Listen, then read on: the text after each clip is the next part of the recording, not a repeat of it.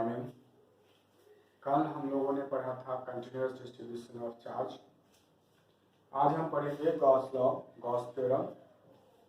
Gauss theorem है कि total flux for a Gaussian surface is 1/ε0 times charge enclosed in it.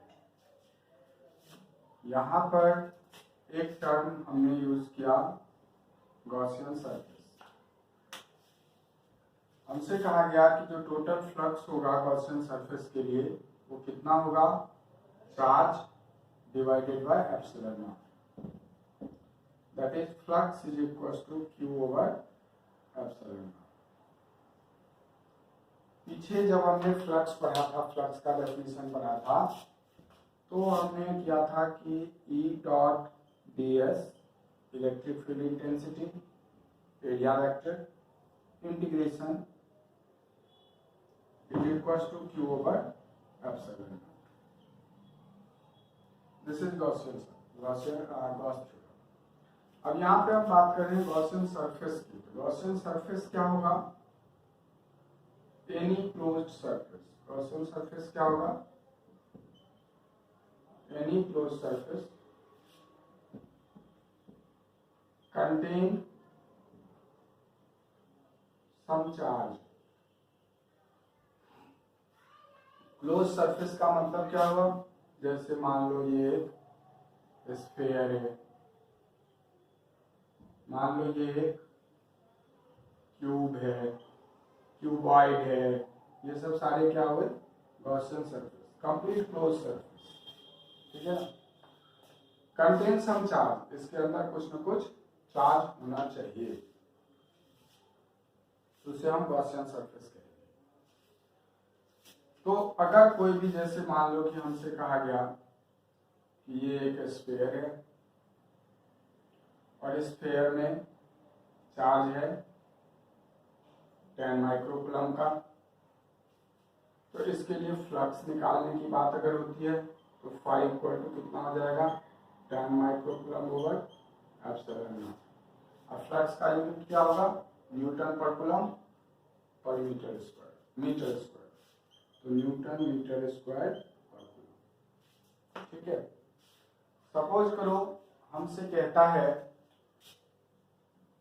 कि ये एक हेमिस्फीयर है। ये क्या है? हेमिस्फीयर, ठीक है। हमसे कहा गया कि इसका रेडियस है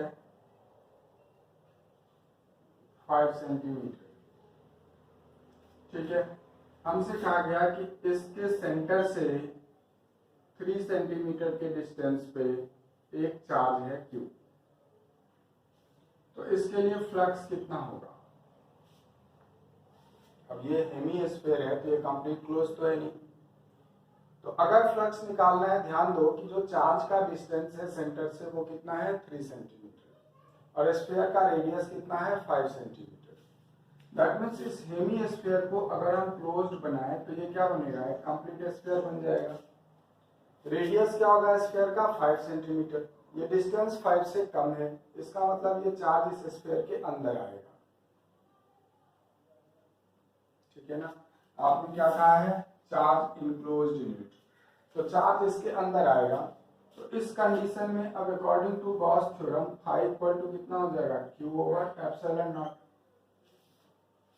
ठीक है ना।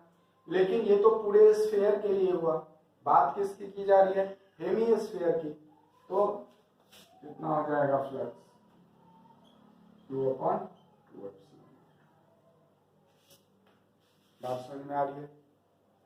यही मान लो एक स्क्वायर होता तो हम क्या करते? क्यूब बनाते।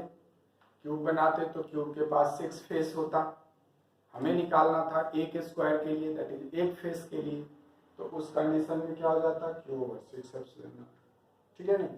तो गॉस थ्योरम कहता है क्या कि पहले आप एक क्लोज सरफेस बनाओ, चार्ज उसमें इंक्लोज होना चाहिए, और total flux for the surface Q bye epsilon not करना, सिंपल।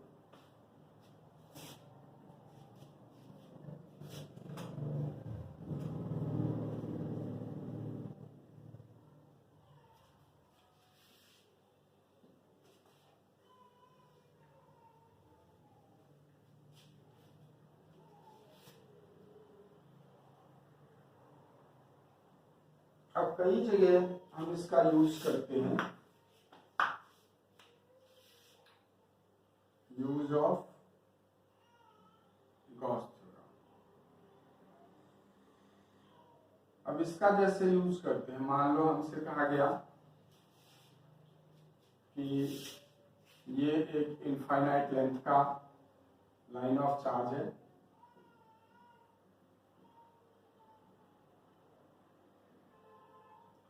ठीक है। इससे r डिस्टेंस पे एक पॉइंट है P, इस P पॉइंट पे हमें कहा गया फील्ड निकालो, और इस पे हमें कहा गया कि क्या है इसका लीनियर चार्ज डेंसिटी हमें इवन है, मान लो लैम्डा।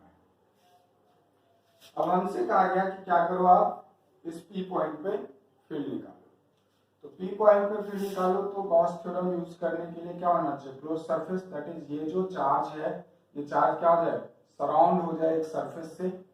तो जितने डिस्टेंस पे पॉइंट है उस डिस्टेंस को रेडियस मान करके अकॉर्डिंग टू ऑब्जेक्ट एक सिमेट्रिकल क्लोज सरफेस बनाएंगे। तो सिंस ये ऑब्जेक्ट क्या है, एक लाइन है, तो लाइन को अगर हम क्लोज करेंगे, लाइन को अगर हम क्लोज करेंगे तो ये क्या बनेगा, एक सिलेंडर बनेगा। ये क्या बनेगा, एक सिलेंडर बनेगा। अब सिलेंडर बनेगा तो यहाँ पे जो सरफेस बन रहा है सिलेंडर के, देखो एक तो इधर बन रहा है सरफेस, है ना, ये हो गया, ये हो गया सरफेस। यहाँ पे हम मान सकते हैं डेल्टा एस, यहाँ पे हम मान सकते हैं डेल्टा एस। अगर हम कहते हैं कि ये लाइन ऑफ चार्ज है ना, अगर ये लाइन ऑफ चार्ज है हमारा, तो इलेक्ट्रिक फील्ड लाइंस आउटवर्ड होगा, ये है ना, इलेक्ट्रिक फील्ड लाइंस किधर होगा, आउटवर्ड होगा, इलेक्ट्रिक फील्ड लाइंस आउटवर्ड होगा। तो यहाँ पर जो इलेक्ट्रिक फील्ड लाइंस होगा वो इलेक्ट्रिक फील्ड लाइंस इधर जाएगा, और अगर हम कहते हैं कि ये हमारा क्या है, ds है, एक स्मॉल एरिया एलिमेंट है, तो एरिया एलिमेंट जो होगा, अगर मैं कहता हूं कि ये हमारा ऑब्जेक्ट है और इस सरफेस का एरिया लेना है, तो इसका एरिया क्या होगा, प्लेन पे परपेंडिकुलर। अगर ये प्लेन है तो एरिया इधर जाएगा, एरिया वेक्टर जो होगा वो क्या होगा, प्लेन के परपेंडिकुलर होगा। तो यहाँ पर जो एरिया वेक्टर होगा वो भी क्या होगा, आउटवर्ड हो जाएगा, ठीक है, एरिया वेक्टर भी आउटवर्ड हो गया।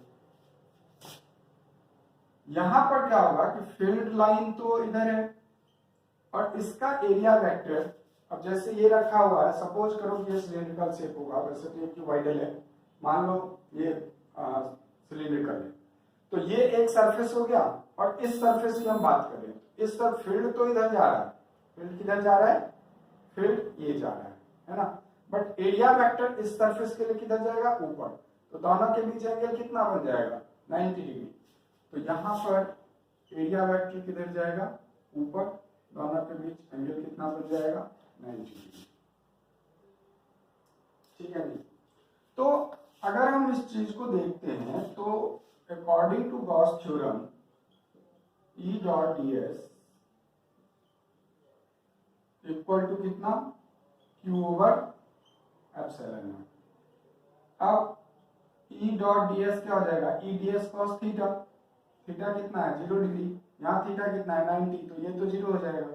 तो यहाँ पर थीटा 0 डिग्री है तो cos 0 1, तो ये सीधा E ds हो जाएगा। तो E और ds वेरिएबल है, इक्वल टू क्या हो गया, Q over epsilon not.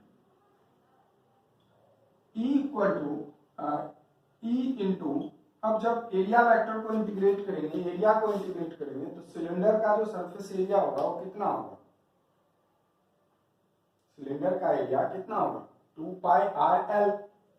Cylinder का एरिया कितना होगा, 2 pi R L, 2 pi into radius into length, equal to Q कितना होगा, हमने पढ़ा है कि लैम्डा इक्वल टू होता है क्यू बाय एल, तो क्यू इक्वल टू कितना हो जाएगा, लैम्डा एल। तो यहाँ पर क्यू की जगह क्या पुट हो जाएगा, lambda L upon epsilon naught.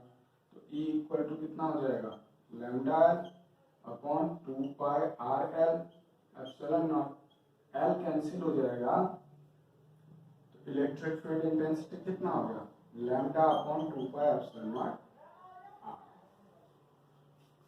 यही चीज आपने कूलम्ब्स लॉ से हमने किया था पहले। तो कूलम्ब्स लॉ से जब किया था तो फील्ड के लिए क्या आया था, K Q upon R sine phi one plus sine phi two. तो अगर हम मिड पॉइंट की बात करते हैं तो हमने कहा था कि दोनों एंड से एंगल कितना बनेगा 90, तो साइन फाई वन भी 90, साइन फाई टू भी 90, तो साइन 90 साइन 90, तो 1 प्लस 1 2 हो गया ना। तो K Q upon R into two, K का वैल्यू क्या था वहां पे, K Q upon R sine phi one plus sine phi two, ये आया था हमारा। तो K Q upon are 1 plus 1, तो ये कितना आ गया 2 के क्यू अपॉन आर, और के का वैल्यू आपने कितना रखा 1/4 पाई एप्सिलॉन नॉट, कितना आया q upon 2 pi epsilon naught R. और q को यहाँ पर अगर लैम्डा एल लिखेंगे है ना, q आ जाएगा, सॉल्व कर देंगे इंटू एल भी होगा। तो वहां से भी यही है, यहाँ से भी यही है। E इक्वल टू कितना, वो जब हमने q को वहां पे किया था तो के क्यू जो है तो के लैम्डा बाय आर आ गया था, पीछे हमने किया हुआ। तो E इक्वल टू कितना हो गया, lambda upon 2 pi epsilon not. तो बेसिकली गॉस थ्योरम यूज करने के लिए क्या है, जो भी ऑब्जेक्ट हमें गिवन है उस ऑब्जेक्ट के जितने डिस्टेंस पे पॉइंट है हमें क्लोज सरफेस बनाएंगे। क्लोज सरफेस बना करके इसके जितने भी सरफेस हैं उसको हम चेक करेंगे। फील्ड लाइन आउटवर्ड जा रहा है या इनवर्ड जा रहा है वो हम चेक करेंगे। उसके बाद अब फील्ड लाइन इलेक्ट्रिक फील्ड और एरिया वेक्टर के बीच एंगल कितना बन रहा है वो हमें देखना होगा, और टोटल फ्लक्स जो होगा इसके लिए वो निकालेंगे, उसे क्यू बाय एप्सिलॉन नॉट से इक्वेट करा देंगे। ठीक है ना।